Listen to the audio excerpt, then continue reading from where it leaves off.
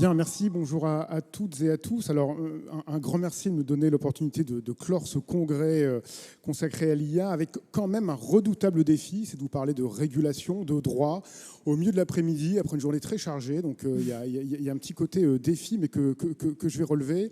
Je vais être un peu plus terre-à-terre que l'intervenant précédent. Moi, je n'ai pas une vision à 100 ou 200 ans de ce que sera le droit. Je vais juste vous dire un tout petit peu ce qui est en train de se passer en termes de régulation de l'IA, vous donner la philosophie de la CNIL, et puis que vous compreniez un petit peu l'essence de cette régulation, qui est une régulation un tout petit peu nouvelle. Alors, avant d'en venir au cœur du sujet, je vais quand même présenter la CNIL, ce qu'elle est, sa régulation et sa philosophie aussi de régulation, que après je transposerai en matière d'intelligence artificielle. Donc la CNIL, vous le savez certainement, c'est une autorité administrative indépendante qui a été créée en 1978 et qui est chargée de concilier le développement de l'informatique. Alors c'est vrai que le mot informatique est un peu vieillot en 2025, mais en tous les cas de concilier le développement de l'informatique avec les libertés individuelles et publiques. Alors concrètement, qu'est-ce que ça veut dire? C'est quoi cette conciliation? Eh bien, dans son champ de régulation, la CNIL a pour mission de veiller à ce que les développements technologiques successifs. Donc on avait les ordinateurs dans les années 80, on a eu 20 ans plus tard Internet, ensuite on a eu les smartphones avec les applications, on a eu la blockchain il y a quelques temps et aujourd'hui on a l'intelligence artificielle. Eh bien, c'est de faire en sorte que ces développements technologiques ne portent pas atteinte à notre vie privée et qu'on ne devienne pas totalement transparent vis-à-vis de l'État, enfin pour l'État, pour les entreprises privées, ou pour tout simplement tous nos concitoyens qui pourraient tout savoir de notre vie intime grâce à ces nouveaux outils numériques. Avant de parler réellement, de rentrer dans le cœur de l'IA, quelques mots quand même sur la réglementation, sur la protection des données, et vous verrez qu'il y a un lien évident entre les deux. Je vous ai dit que la CNIL avait été créée en 1978, alors ça commence à faire un certain nombre d'années.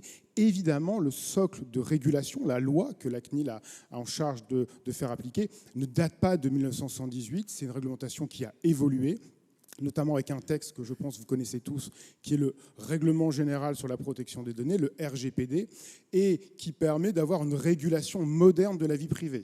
Donc c'est vrai que des fois on entend de dire « Ah, mais ces grands concepts, informatique et liberté, ils ont été développés en 78, le monde est totalement différent, franchement, il n'y a plus besoin forcément de s'y référer ». C'est quelque chose qui est faux, puisque les textes évoluent avec les technologies, et même si les textes, ils ont vocation à être neutres technologiquement, et ces textes sont remis au goût du jour au fur et à mesure.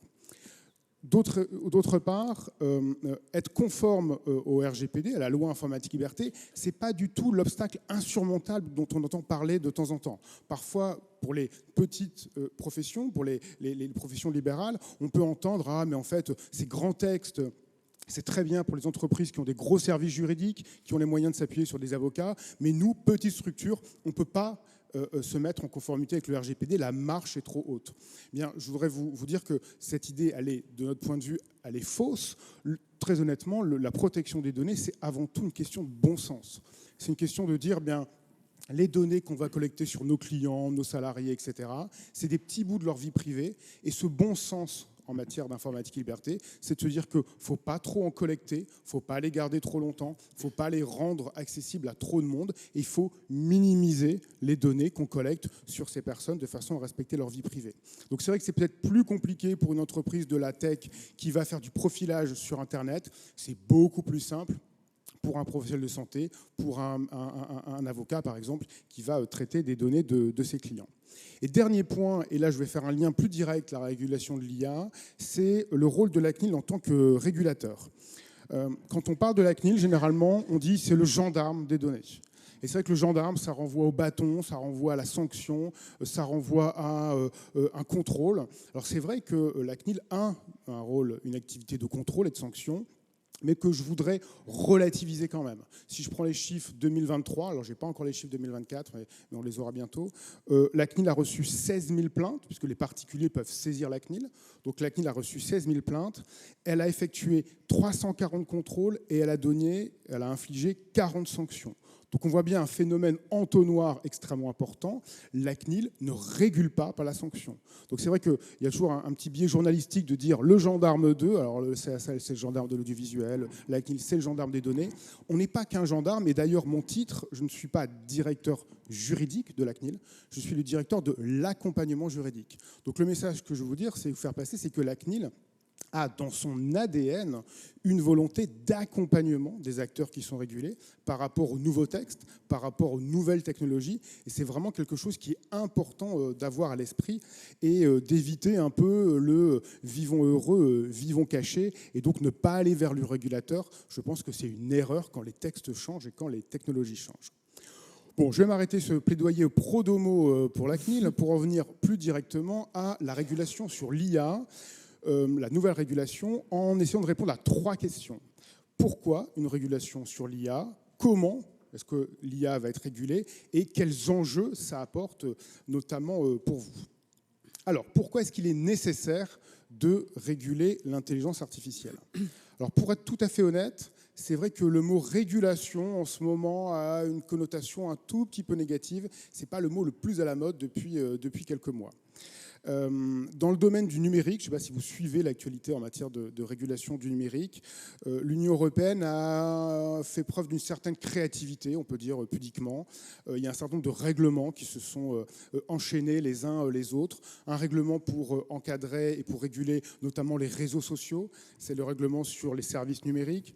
On a eu un règlement sur la gouvernance des données, on a eu un règlement sur les données elles-mêmes, on a un règlement sur l'espace européen des données de santé. Donc je vous rassure, ne vous précipitez pas sur une IA qui va vous expliquer l'ensemble de ces règlements. Vous êtes assez peu concerné, j'imagine, par le règlement sur les services numériques. Mais en tous les cas, c'est vrai qu'il y a une volonté réellement d'encadrer et de réguler l'espace numérique. Et aujourd'hui, on a un règlement sur l'intelligence artificielle qui a été publié cet été et qui dit un certain nombre de choses et que je vais vous présenter. Mais avant d'avoir le contenu de ce règlement sur l'IA, la question de savoir est est-ce que, oui ou non, on en avait besoin ? Évidemment, alors je pense que vous l'avez vu avec l'intervenant précédent, l'IA offre des perspectives absolument formidables. En France, le premier rapport qui a mis en évidence les avantages et les avancées de l'IA, c'est un rapport Villani qui date d'il y a quelques années et qui donc a été un peu prospectif sur les avantages de l'IA et notamment a mis en avant le fait que c'est dans le secteur médical que les promesses de l'IA étaient les plus formidables, et que c'était quelque chose qui allait apporter beaucoup de bienfaits à l'ensemble de la communauté. Et c'est vrai que ces progrès, on les voit dans le domaine médical, on peut les voir dans d'autres domaines, dans le domaine des transports, par exemple, avec les voitures autonomes, les trains, les métros. On peut le voir dans le domaine environnemental, avec un meilleur pilotage des énergies. Et peut-être vous-même, dans votre activité professionnelle, je crois qu'il n'y avait que 2 ou 3 mains qui sont levées de personnes qui n'ont pas utilisé l'IA. C'est vraiment un outil qui peut nous aider à progresser et à être plus performant. Néanmoins, on ne peut pas ne pas avoir en tête que l'IA fait peser des risques. Alors, quels sont ces risques ?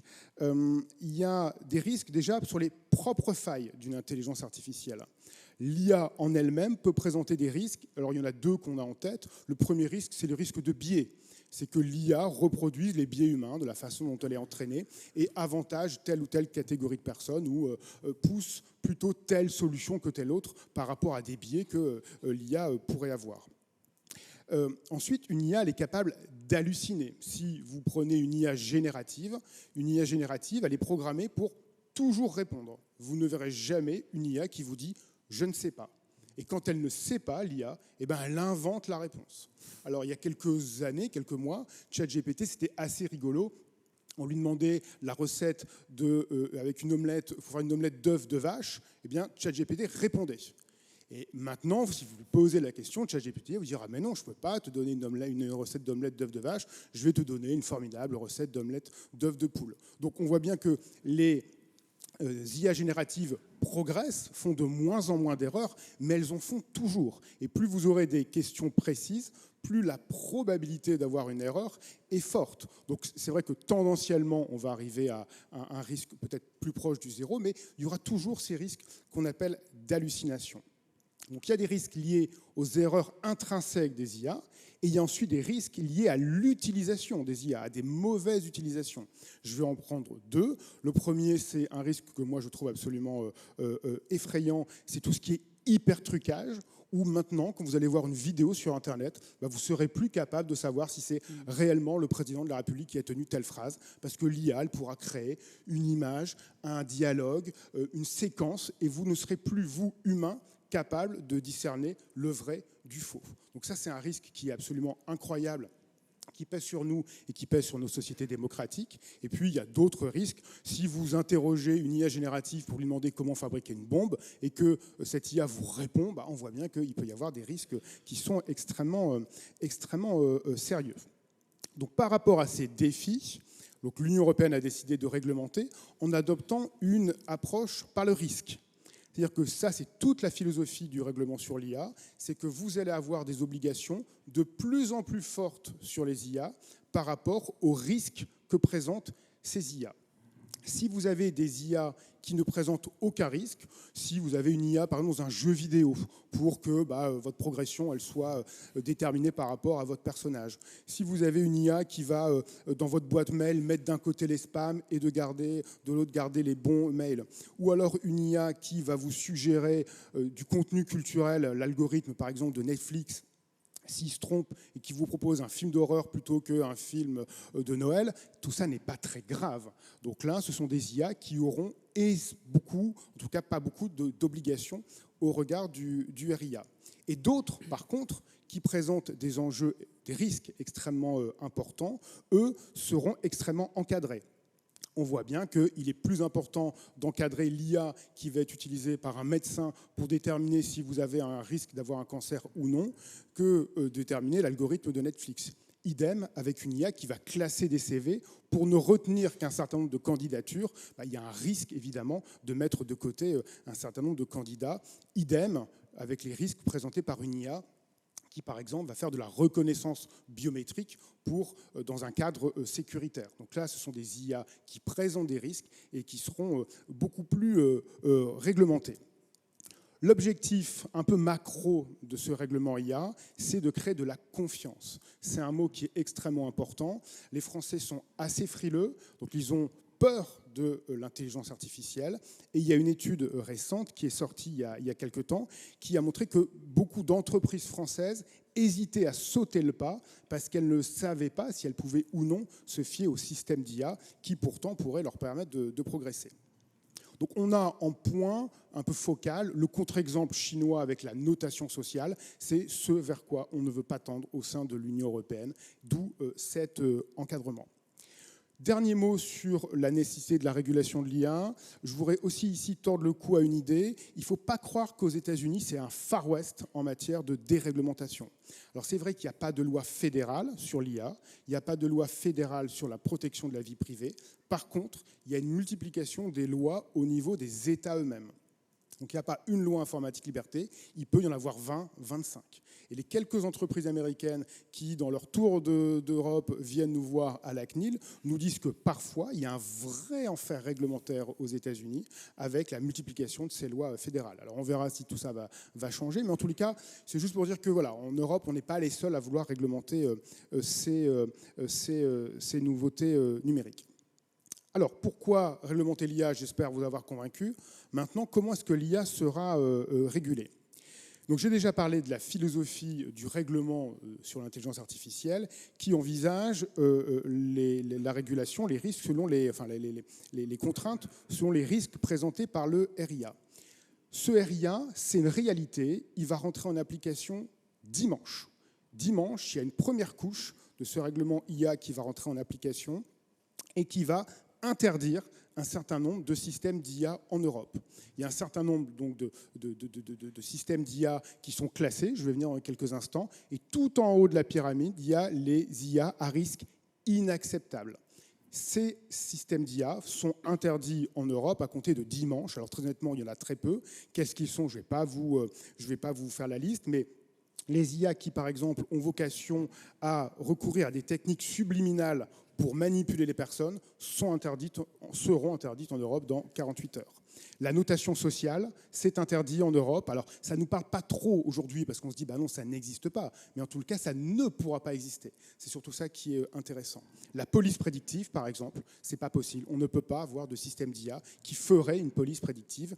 Idem pour des catégorisations biométriques des personnes pour les classer selon leur race ou leurs opinions. Donc, ces systèmes d'IA sont interdits en Europe et seront interdits évidemment à l'avenir. À côté de ça, à côté de ce noyau dur de systèmes d'IA, le RIA, il en définit 3 autres. Il y a 3 autres types de systèmes d'IA. Le premier, ce sont les systèmes d'IA qui sont classés à haut risque. Donc là, c'est juste en dessous, on a les risques inacceptables, et ensuite on a les SIA qui sont à haut risque. Pourquoi ils sont à haut risque ? Parce que ces SIA, potentiellement, ils peuvent porter atteinte à la sécurité des personnes ou à leurs droits fondamentaux.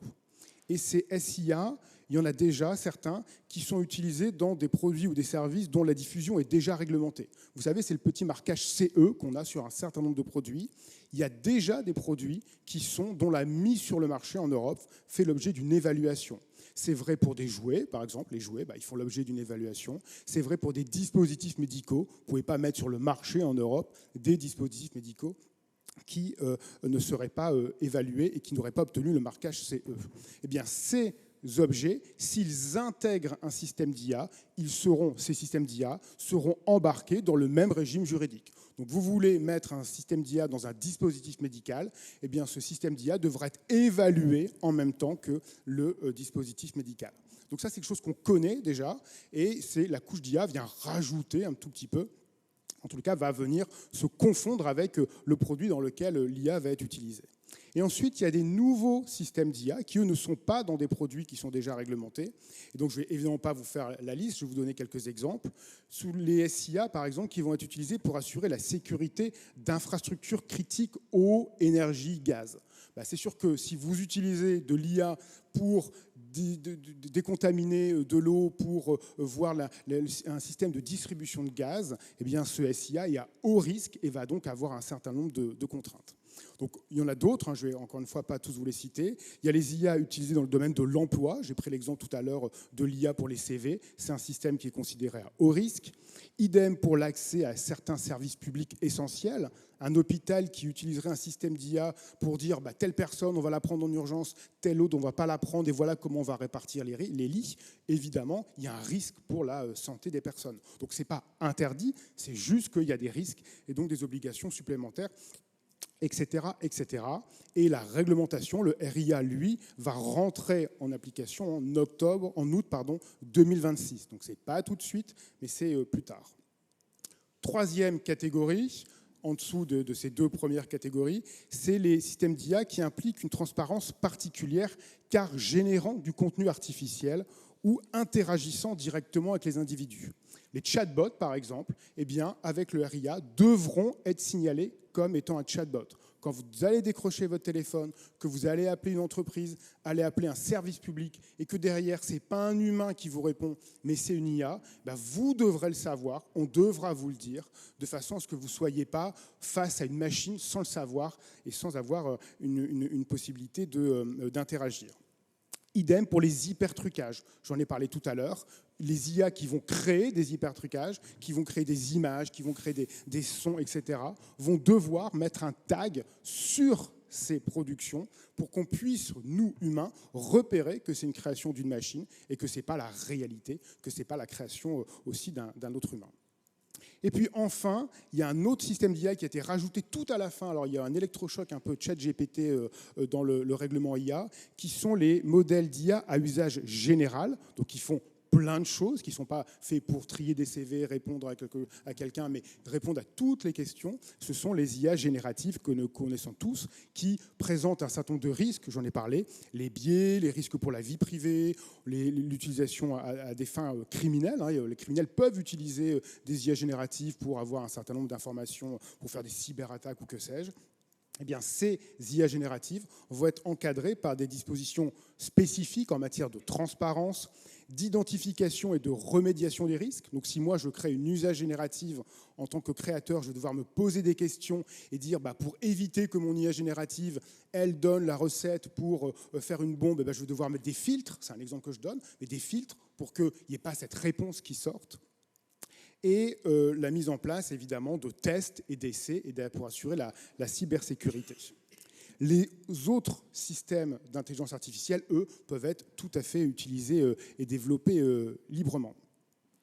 Donc voilà un petit peu le paysage général, la philosophie du RIA. Je vais insister sur deux idées fortes de ce règlement IA qui en fait quelque chose d'un peu spécifique, et notamment par rapport au RGPD. La première spécificité, c'est que le RGPD, il fixe des obligations sur celui qui utilise un système informatique. Si vous achetez des licences Excel, que vous gérez les données de vos salariés, les données de vos candidats à un poste avec ce fichier Excel, le responsable au regard du RGPD, si vous faites des bêtises, c'est vous, c'est pas Microsoft. Donc la logique du RGPD, c'est de dire celui qui utilise les outils informatiques, c'est lui le responsable, c'est lui qui doit faire attention, c'est lui qui doit respecter la loi. Le RIA, lui, c'est l'inverse. Il va donner les obligations sur celui qui va créer l'outil informatique, de façon à ce que les gens qui achètent un système d'IA, donc si vous voulez vous procurer un système d'IA, vous ayez la certitude que ce système d'IA il est conforme à la réglementation. On ne va pas demander à tous les professionnels qui vont acheter un système d'IA d'être conformes au règlement sur l'IA, parce qu'honnêtement, ils n'y connaissent strictement rien. Donc la charge de respecter la réglementation, elle va reposer sur le développeur du système d'IA et pas du tout sur celui qui va l'utiliser. Donc encore une fois, c'est une réglementation qu'on connaît pour un certain nombre de dispositifs. J'ai parlé des jouets, j'ai parlé des dispositifs médicaux, etc., etc. Ça va être un petit peu nouveau, puisque là, ça va concerner beaucoup plus de systèmes d'IA.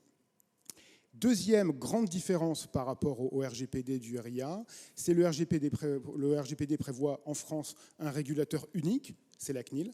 Le RIA, lui, aura une multiplicité de régulateurs. Parce que, évidemment, celui qui va réguler les systèmes d'IA utilisés dans des dispositifs médicaux, on voit déjà qui c'est, ce sera l'ANSM, l'Agence nationale de la sécurité du médicament. Celui qui va réguler les systèmes d'IA en matière d'activité répressive de la police, a priori, ça ne va pas être la NSM, ça sera plutôt la CNIL. Tout ça pour dire qu'il y aura une multiplication de régulateurs pour réguler les SIA. C'est quelque chose qui est assez nouveau. Et ce RIA étant un règlement européen, on va avoir une régulation, un fort enjeu de coordination entre les pays. Donc le règlement prévoit la création d'un comité de l'IA au niveau européen, au sein duquel la France sera représentée, et un bureau de l'IA qui, lui, va être chargé de réglementer les IA à usage génératif. J'espère ne pas vous avoir perdu. Et non, on est toujours là. Parfait.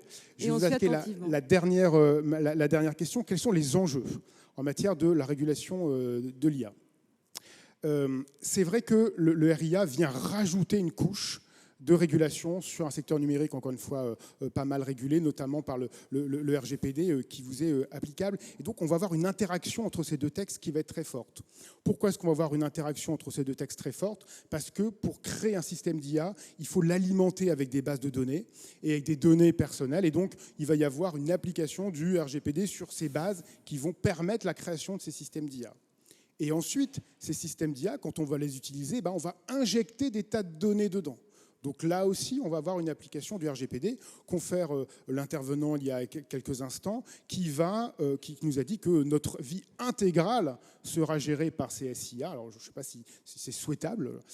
En tous les cas, c'est ce peut-être vers quoi on va aller. Et donc là aussi, on va avoir une application du RGPD. Je vais illustrer de manière très simple ce que je viens de vous dire. Vous voulez acheter un système d'IA pour gérer les CV que vous recevez de personnes qui veulent travailler avec vous. Eh bien, ce système d'IA, vous allez l'acheter et il devra être conçu de manière conforme au RIA par le développeur. Donc là, vous êtes tranquille normalement. Vous allez avoir un marquage CE.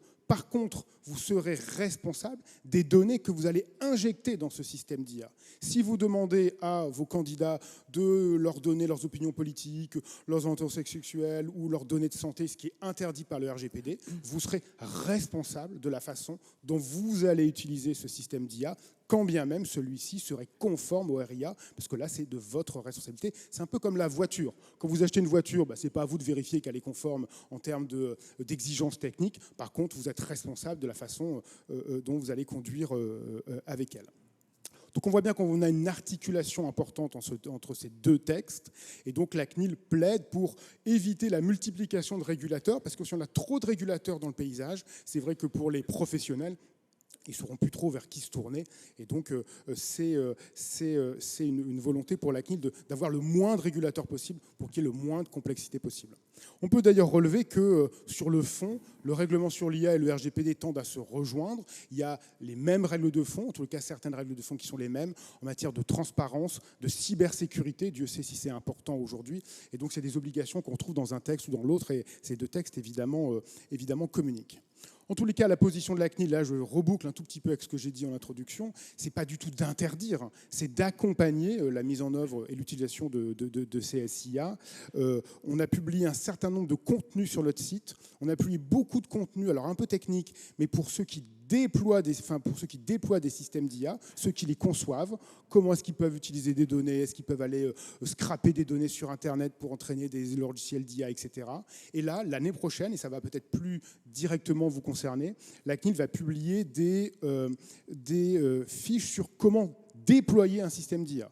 Vous êtes un médecin, vous êtes un avocat, vous êtes une entreprise, vous voulez déployer des systèmes d'IA, eh bien la CNIL va vous donner des conseils assez simples sur voilà les bonnes questions à se poser, voilà ce qu'il faut faire et voilà ce qu'il ne faut pas faire. Je terminerai cette présentation sur deux notes, une note déstressante, j'espère, et une note optimiste. Alors la note déstressante, c'est quoi? Je pense que vous devez vous dire encore une réglementation. Mon Dieu, je ne sais pas si vous avez fait l'expérience quasi métaphysique d'ouvrir le RIA et d'essayer de le lire. Voilà, c'est une expérience. 115 articles, je ne sais pas combien de dizaines de considérants. Donc encore une fois, vous n'êtes pas forcément directement concerné, c'est plutôt les professionnels qui vont développer des systèmes d'IA. Tout le monde n'a pas les réponses à toutes les questions. Donc de ce côté-là, déstressez-vous par rapport à cette nouvelle réglementation. Elle rentre progressivement en vigueur.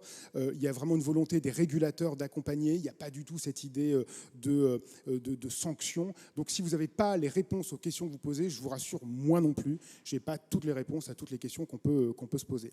Et puis, dernière touche d'optimisme, c'est vraiment la volonté, là je me répète un tout petit peu, c'est la volonté vraiment, notamment de la CNIL, de ne pas contrôler, sanctionner avant que vraiment tout soit extrêmement clair. Une bonne politique de régulation, c'est que quand même les entreprises sachent exactement ce qu'elles ont le droit de faire, ce qu'elles ont le droit de ne pas faire, avant de venir contrôler et de venir, les cas échéants, les sanctionner. Donc vraiment, l'idée, c'est que le cadre soit clair pour tout le monde. La CNIL est ouverte au dialogue et évidemment, si on peut créer l'occasion d'avoir un dialogue avec l'UNAPL sur ces questions d'IA pour vous, on est tout à fait ouvert au dialogue et encore une fois, n'hésitez pas à venir nous voir.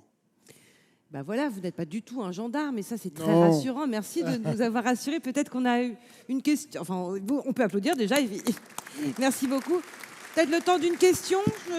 Ben voilà, une question. Alors attendez, on va progresser, on va vous apporter un micro qui arrive. Merci beaucoup. Juste là.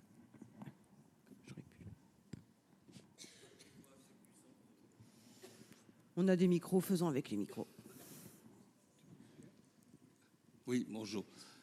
Je me suis toujours posé la question qu'en termes de loi, toute personne qui diffuse des fausses informations ou qui relaie ces fausses informations est condamnable. Or, sur les réseaux sociaux, on peut ouvrir des comptes fictifs avec des pseudos. Pourquoi on n'oblige pas de mettre ni plus ni moins la carte d'identité quand on ouvre un compte sur un réseau social quelconque? Ça serait une obligation et ça permettrait peut-être à des personnes qui sont malveillantes de diffuser des fausses informations, de les retrouver plus vite. Parce qu'aujourd'hui, lorsqu'on veut attaquer quelqu'un, il faut retrouver l'adresse IP. C'est toute une enquête qui coûte très cher. Il faut passer par la gendarmerie, etc., etc. Alors que si la personne déclinait sa véritable identité avec un passeport ou une carte d'identité, ça serait beaucoup plus facile de le poursuivre. Voilà. C'est tout le problème de l'anonymat sur les réseaux sociaux. Oui, exactement. Alors, Ce sont les corbeaux d'aujourd'hui. Alors, c'est un débat qui n'est pas entièrement simple, hein, la question de l'anonymat sur Internet. Alors, il y a plusieurs voix qui peuvent s'entendre. Déjà, comme vous l'avez relevé, il n'y a pas d'anonymat sur Internet, puisqu'on peut toujours remonter via l'adresse IP à la personne. Moi, très honnêtement, le fait de dire aux dizaines de millions d'utilisateurs de TikTok, vous allez faire une photo de votre passeport et vous allez l'envoyer en Chine, sur les serveurs chinois, je ne suis pas convaincu que ce soit une bonne idée. Voilà. Alors ça, c'est un autre sujet. Alors ça, M. Trump a des idées sur le sujet. Non, mais très honnêtement, si l'idée est de dire aux millions de Français qui utilisent les réseaux sociaux, vous allez envoyer vos cartes d'identité, vos passeports aux États-Unis, en Irlande, encore, ça ne pose pas de problème, et en Chine, moi, je ne suis pas convaincu que le mal ne soit pas pire que ce qu'on essaie de résoudre. Alors qu'encore une fois, on peut remonter le cas échéant pour les cas les plus graves. Moi, je pense que la bonne réponse, honnêtement, alors c'est un peu une réponse bateau, mais j'y crois vraiment, je pense que la bonne réponse, c'est quand même l'éducation, notamment aux plus jeunes, en disant, au moins sache que ce que tu dis sur Internet, on peut te retrouver. Et ça, je pense que déjà, si les jeunes avaient ça en tête, ça éviterait peut-être, enfin les jeunes et les moins jeunes, hein, ça éviterait peut-être des débordements. Voilà, en tout cas, c'est la position, la vision de la CNIL en termes de vie privée.